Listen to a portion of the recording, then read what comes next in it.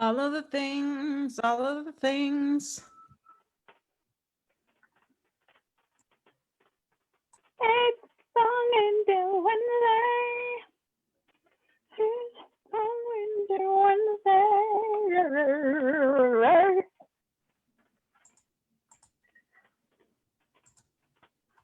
Okay, let's see. Are we up and running? Looks like it.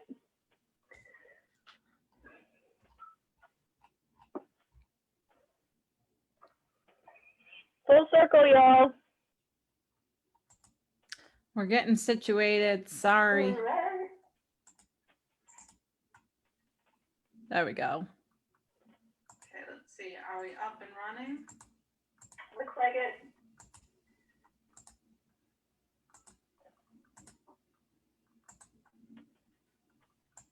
Full circle, y'all. We're getting situated. Sorry. There we go.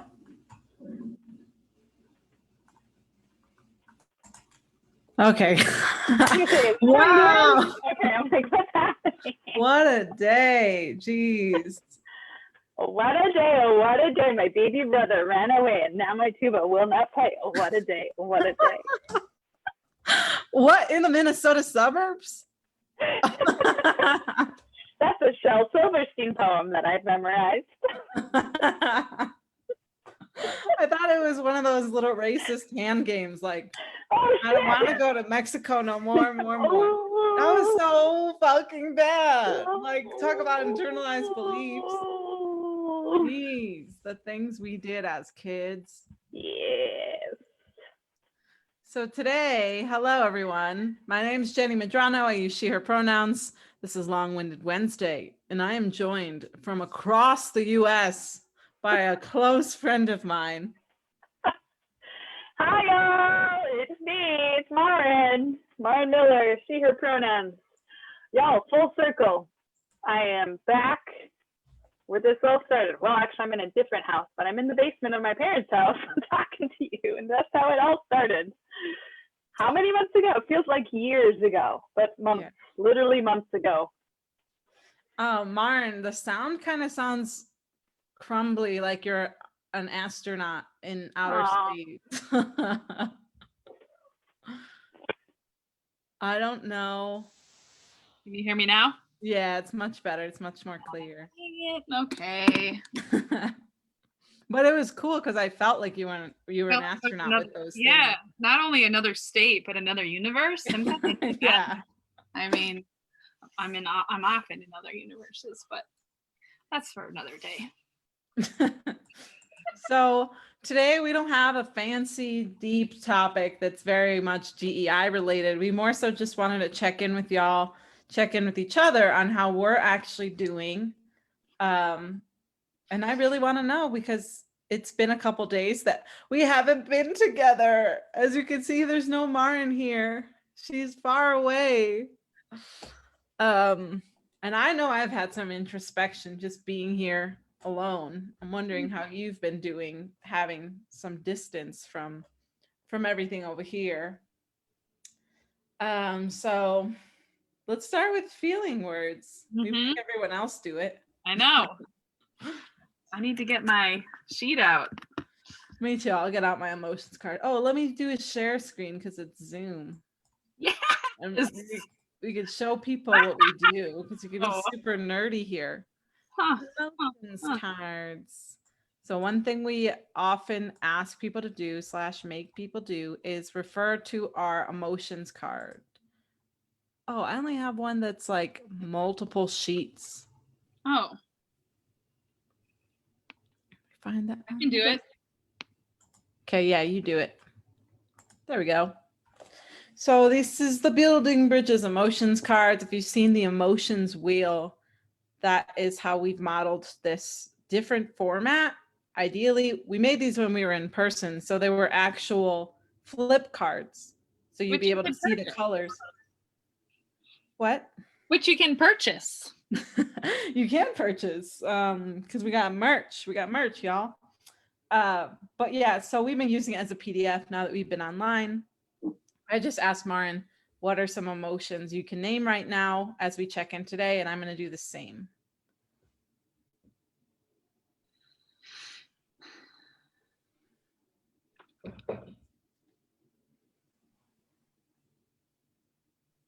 Um, I'm feeling playful, loving. I like a giggly, sassy. That's funny. Some of the ones I haven't really paid attention to. I'm feeling connected.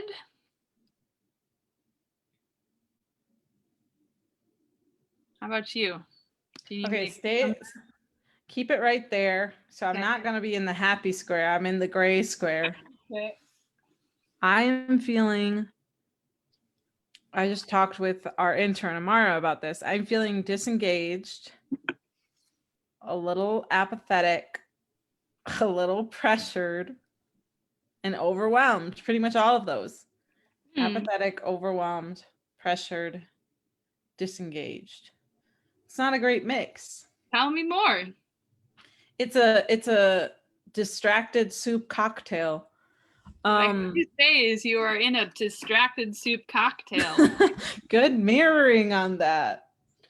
So I feel like I'm equally feeling a sense of urgency, feeling a sense of pressure to make sure that our organization is sustainable and to work on our budget and to predict what numbers could be next year.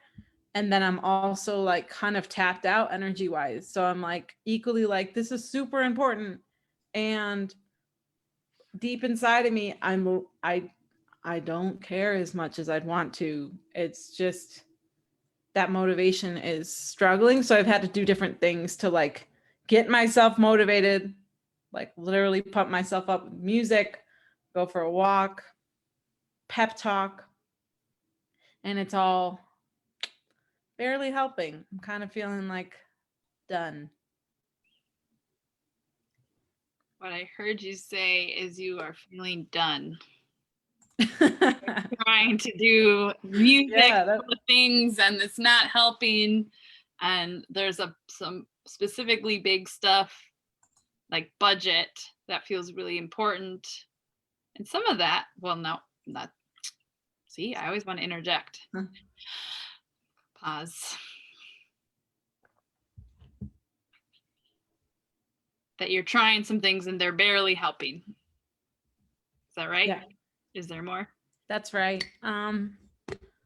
More to that, I guess, like I care on a deep, deep heart level. It's just not making its way up to my mind. What's familiar about that?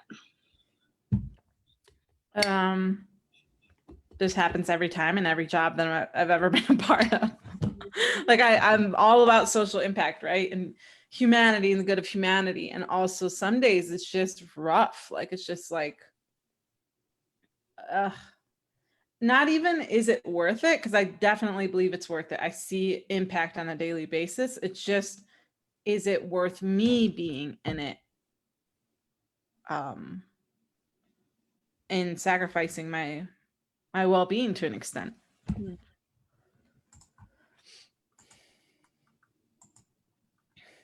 What about you?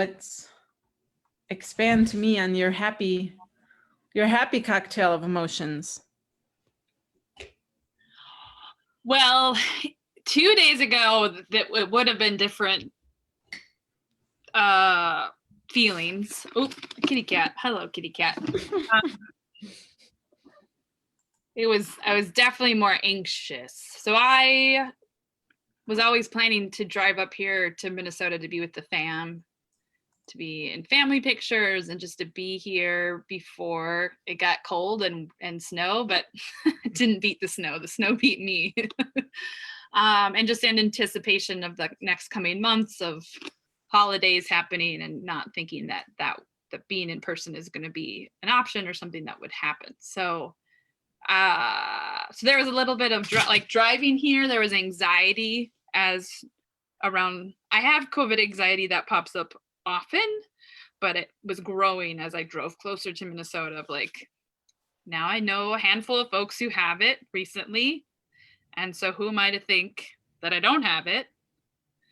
So the happiness has come in, I got a drive-through test in Omaha at a Hy-Vee, and I got the results yesterday that I'm negative of COVID. And so to be in the house and have that information and now know that I not necessarily can relax, but feel more relaxed in being with specifically my nephews and loving on them and being in the same room as folks isn't as high level anxiety. So I'm feeling happy and connected in terms of just being able to be outside and be with my fam right now, and better have boundaries and just kind of be really trying to step away from work more than I had in the past in terms of trying to be with family and also work. So feeling like I've been able to do that a little more. Nice. Mhm. So I heard you say COVID anxiety is something you struggle with.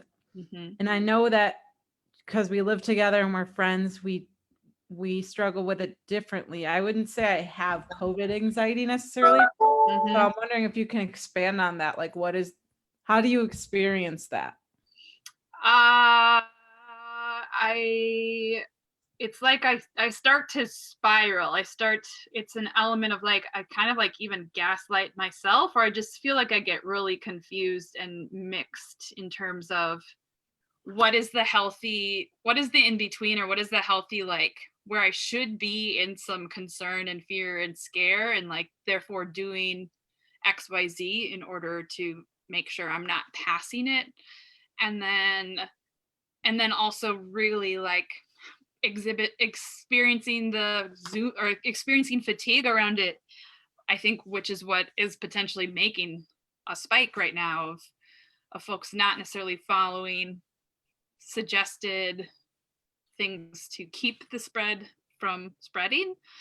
And so just I think an element of what trying to figure out what feels right to me in terms of what is living my life and what is also being mindful of everybody around me, which is always something I feel really concerned about and think about.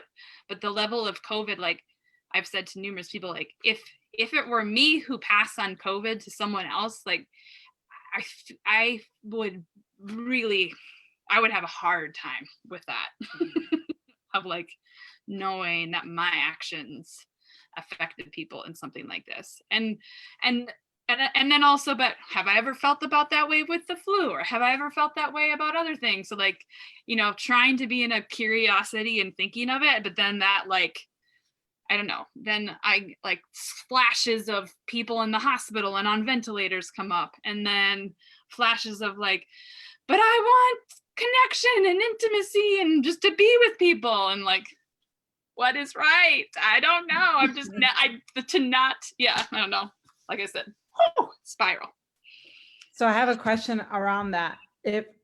What about that is familiar, especially before COVID? Like, has there been a point in your life where it wasn't COVID, but it was something else that was causing that same spiral of how much do I think about how my actions affect others, and how much do I care about myself and the connection I want and intimacy and all that? With everything.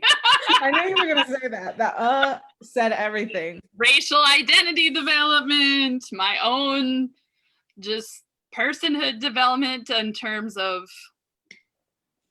learning about not only like the conditioning that I've experienced as a white person, but also as a woman, as someone who exhibits people pleasing habits. And I feel like, and for me, I think you've learned too, where it takes me a little while to kind of get through the spiral, whatever it is, of landing on what feels right for me. So that is what feels familiar more often, more than anything, of allowing myself the time that I know I need and being patient in that to even just get to a point of like, yes, this feels right. This feels in congruency, integrated in terms of just with all the information I have in this moment, sort of thing. When I hear you share about your spiral, Mm-hmm. I feel a similar experience happen with decisions in my life, but it doesn't necessarily feel like a spiral. I imagine a tornado that like kind of pulls you down. Mm-hmm. It feels like, how do I describe it? Like a web, like it feels like an analytical web Mm. of I literally walk into, try to find my way out, get tied up in and stuck on ruminating on like one aspect of life or whatever it is. And I feel like that's been happening to me a lot. When I'm alone, it happens the most, where it's just like, I'm like, how long have I been here? Like, what the hell? The whole day passed and like I spent so much brain power on this one aspect of my life. Like, what the fuck? Like it's been frustrating me. Mm-hmm. You relate to that? I can. Do you have like, so yeah, you describe yours as a web. Mine is definitely a tornado. That's where I just feel very ungrounded, and I like there's just like literally in the like what that Twister movie where like, oh, here's a cow, here's the kitchen sink. Like it's just like they keep circling back. And I really, yeah, like for me, it's very much, I feel it in my chest, and I feel, yeah, like butterflies, and it feels heavy. And so, yeah, for in terms of COVID anxiety, that's like driving here. I was like, is it my anxiety? Is it that I physically have pains that I should be concerned about? You know, like, because I'm a healthy person. And so if there's a difference in my health, like if I have a cough, like that's okay, either I'm tired or something's ruminating. And so again, yeah, there's just like, what should I even believe in terms of my own body right now? Like usually that can be information for me, and that has even gotten confusing. Yeah. And I think in terms of like body sensations, I'm still working on being aware of what's happening and what that can show me about myself. But for example, I think that my webs, they're very much focused on problem solving. Mm-hmm. So even just a simple task of, it's not that simple, but what I mentioned earlier of thinking through what could the budget for Shift be next year, literally takes me down this rabbit hole of like, now I'm thinking about all these 100 different problems that haven't yet been solved that I feel like need to be solved in order for me to make the most informed decision about whatever it is. And then I start to, not only is it like, it's not factual to me, it gets very personal. Yeah. So like, I think some people who are analytical that are way more logical that I know, they're able to like juggle the facts and like create a formula that takes them somewhere. And they're so detached from their emotion that they're like, nope, this is what it is. I already did the formulas. This is the solution. But I'm an emotional analyst. So I get a personal attachment to all these hypothetical solutions. And like, what if the budget looked like this? What if the budget looked like that? Oh, now I'm personally attached to it being this. And that's one thing I'm really struggling to love about myself recently. Like I even told myself, I was like, how do I experience more love for my analytical brain? It's not going away. No, and that's one of your most, like, again, the thing that I'm constantly in awe of you, and your ability to just like to go ahead and look ahead and think of all the different plans. Like to me, that is just not a natural place to go. And I think for me too is like I'm definitely, yeah, part of it is what I'm learning to figure out, what are my emotions, how am I being affected by like a collective energy, and just like really again trying to, it just takes me so long to figure out what is it that what is actually happening for Martin. Yep. Right. I know. Yeah. And I relate to that on what can I actually control? That too. What is actually in Jenny's hands and what is not. And I think you and I have both been struggling with that too, in terms of just again, experiencing what we've just experienced in the last 6 months, starting in March. All this happens. You vision, we create, shift, and what we've done in terms of our community trainings, basically being a startup for months and just like learning as we go. And now also like the exponential amazing growth that I feel like I've experienced that I would never experience had it not been the scenario that we've been in. Like the amount of places and spaces and rooms that we've been in order to see patterns, in order to learn what we've learned, like I feel so more empowered and like to a place of like, yeah, we've been wanting to get to this point and work to this point Mhm. to even see that there are other options. We love what we do, and also how do we continue to grow and build what we want to do, and then working with business coaches and things like just continuing to do our own unlearning around kind of what you've mentioned before we talked on this, was just like giving ourselves permission to even believe that what we want to happen will happen. I'm kind of going off on a tangent, but it feels connected in terms of just also where spirals have gone lately of just, wow, I want to keep doing this. And how do we keep doing this? How do we make a budget? How do we think that? How do we feel and think and move forward in ways that feel congruent to what we want to do and be in the world? Yeah, that's so true. Like if we think about how many people we've worked with this year, it's hundreds and hundreds and hundreds. Like it's just wild. And one thing that I see is such a consistent theme is a person can only go as far as they're empowered to go. Mhm. And that's been the case with us as well. We had big plans on what we wanted to do, where we wanted Shift to go, where we want to go individually as coaches a year ago, probably even 2 years ago. Yep. But we didn't have the confidence to back it up. We didn't have the self-empowerment to back it up. And that's what this year has really been doing for us, I see. Yeah. So it's weird to me when I get in these moments of being stuck in that web and I kind of feel back to square one in terms of emotional empowerment. I've just been getting curious about that because I know it's not the case. Like I know I'm much more confident than I've ever been, and my self-concept is stronger. And then I'll have days where it's very much doubted. Mhm. And so at this point, I feel good that I could be like, whoa, what's that about? Yeah, where'd that come from? Where did that negative self-talk come from? That's not me anymore. And yet it's still popping up. It's like on the verge of that next level, Yeah. leveling up. It's when the doubts come up like weeds. They just whoop. So I think, yeah, it's like this is a thread of what and we've been really honing on this with our clients too, just how important emotional intelligence and just being able to navigate the web, to navigate the tornado in whatever subject is up, whether, different parts of identities. I think it all intersects, because for me, and you and I've talked a lot about just like the continued internalized sexism that we're up against, let alone for you racism, in terms of just who am I to even think I can do these things, and going to what you were mentioning of like, how do we act like mediocre white men more often? Like literally. Yeah. How do we carry that confidence into a room?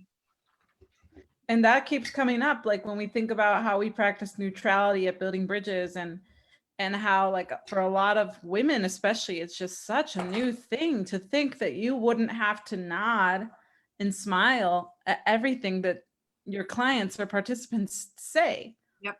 And so even challenging that and being able to lean into neutrality and not give people most times like undeserved privilege of me affirming everything you're saying, and sometimes appeasing, absolving your guilt. And it's like, we don't have to do that. And that's been this aha for us and so many of our participants. And it's a day-to-day lived experience for so many mediocre white men. They don't even realize they have that ability.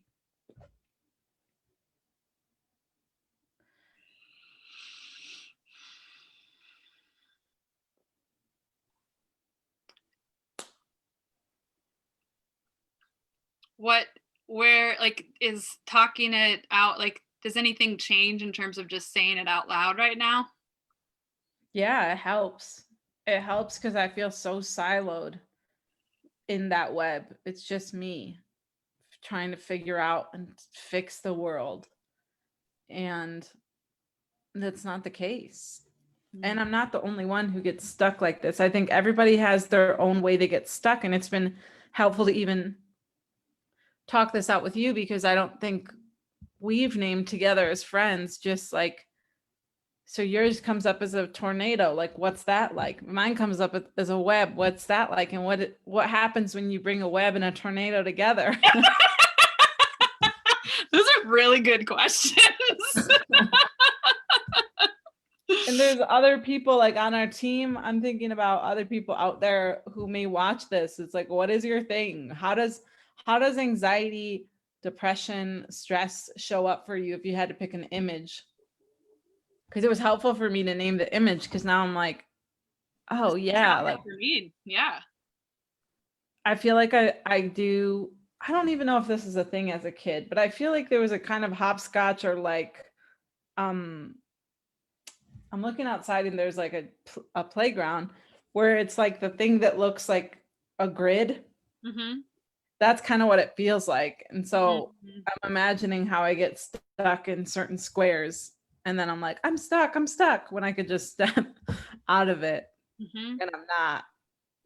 It's not that easy sometimes though.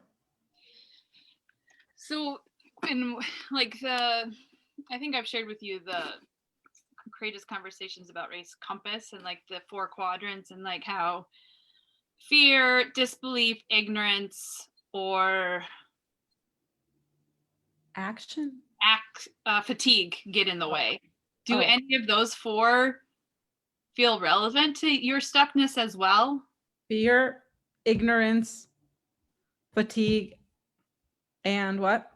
Disbelief.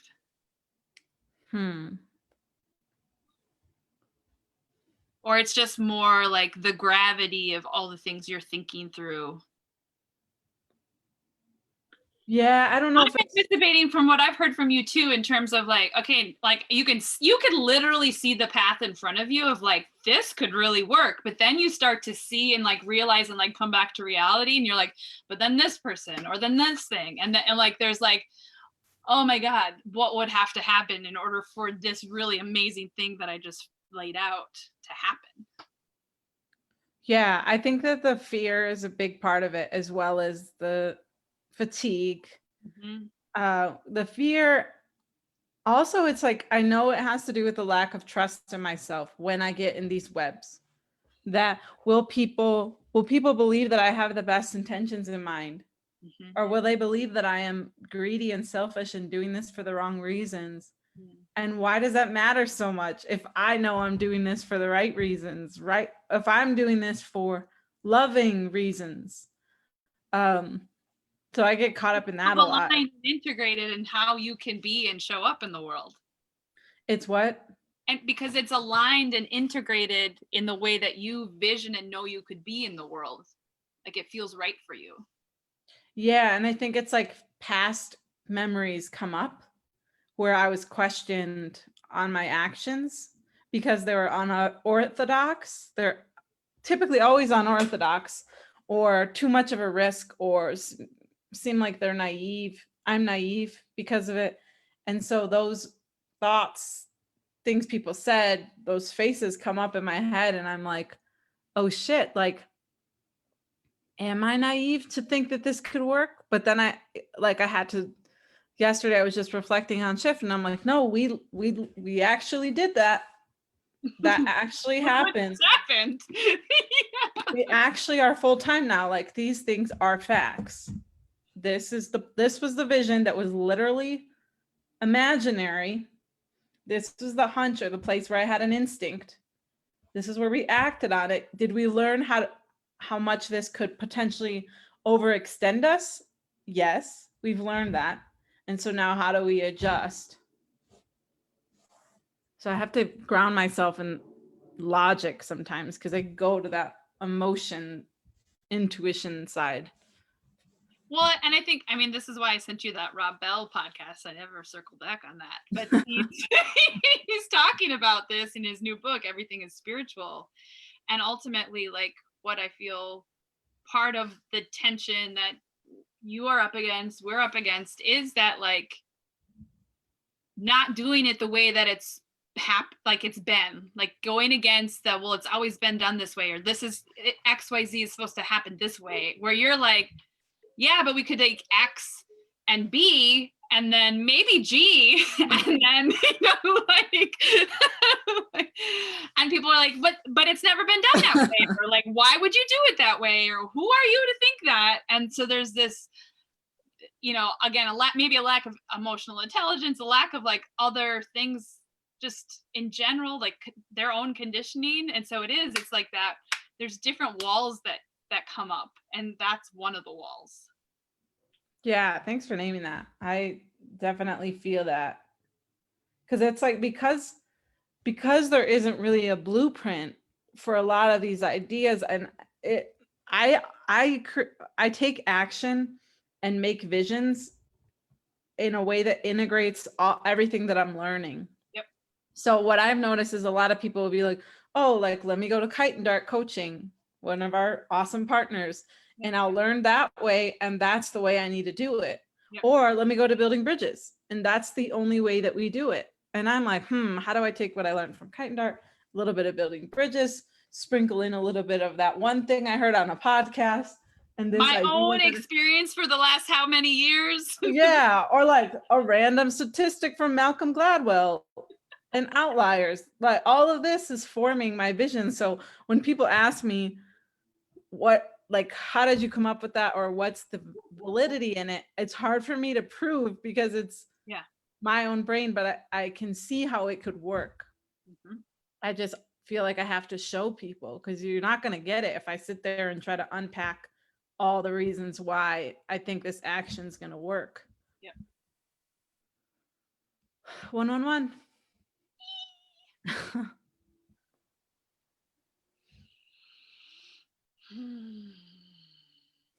What you explained the tornado in terms of COVID anxiety, but do you feel the tornado at all when it comes to your own work goals? Yeah, I think, again, I feel like I'm like, you're the greatest. No, you're not. Who the hell do you think you are? Like, literally spiral in all the different ways. And like, again, there's an element of, I am such a feeler that I have to access my thinking more to eventually get myself grounded, and kind of like, I think that's part of why I'm a slower processor too, of like, I have to allow myself to think all the things, or like journal all the things out, and like, and do all, I don't know, sometimes do different lists. Like I need to tangibly allow myself to do all the things and process. And then eventually I can get to a point though where I'm like, okay, in my body, this is what feels right. And so it just takes me a while. But yeah, definitely. I think more and more with all the work that I've just done with my own energy work and Reiki and intuition and energy reading, just also, I think you are like such a visionary, and also have such an amazing intuition. So I think there's an element of just like trusting what you like, again, like you can pull all this information and just like trust that you know that this is going to work, or this is a path, because that's the information you have, and like you're the only one who can get that information to make it happen or move forward in it. And so to me, it's starting to continue to believe that, but also always coming back to, I'm having the experience I'm supposed to have. Like, I'm to surrender to, this feels uncomfortable, or this is still not where I want to go. And also I think even through the last few months, I feel like there's been a thread of, and this is exactly what needs to happen for me to get to where I want to go. Mm-hmm. And that all the hard, like August was really rough. August I was really spirally. No, that was And it's still, was it worth it? Yeah. I mean, it's all part of the journey. All of it, every piece of it. And oftentimes it's super uncomfortable, confusing, and this anxiety comes up, but I also have been through it so many times that I know it will eventually get processed and not be there all the time. I Yeah. felt it more in 2020 than I've ever felt it over my lifetime. But it's a very, very familiar experience. yeah. Yep. Well, we're at the end of our time. Let's do another emotions checkout now that we've had time to process. Okay. But first, I want to say, can y'all have a conversation like this with a colleague? Do you do this at work? Like, that we've been working with clients in so many ways, and a huge piece of it is emotional intelligence, along with listening and communication skills. It just feels like, what is it to allow for space to breathe and just name all the things and be in the web and the tornado together. I miss these. Bless you. Yeah, thanks. This is part of the work that we do. Like, even if every week we try to keep it DEI related and subject related, and what are we learning and how can we let the public know what we're learning? And I think, this is equally as important. How do we let people know? How do we be transparent? It's one of our values at Building Bridges. How do we be authentic so you know that, I don't know, it's like sometimes people see people running nonprofits or look successful on paper or on social media, and we're just humans at the end of the day, struggling. And yes, there's happy moments and there's sad moments, and they're all part of it. Yep. Well, I feel like I moved out of the gray box, so that feels really good. Thank you for allowing me the space to get out of there. Mm-hmm. And I think I'm more in a space of the blue box of peaceful, trusting, a little bit of introspective seeing. Yeah, I feel valued. I feel inspired.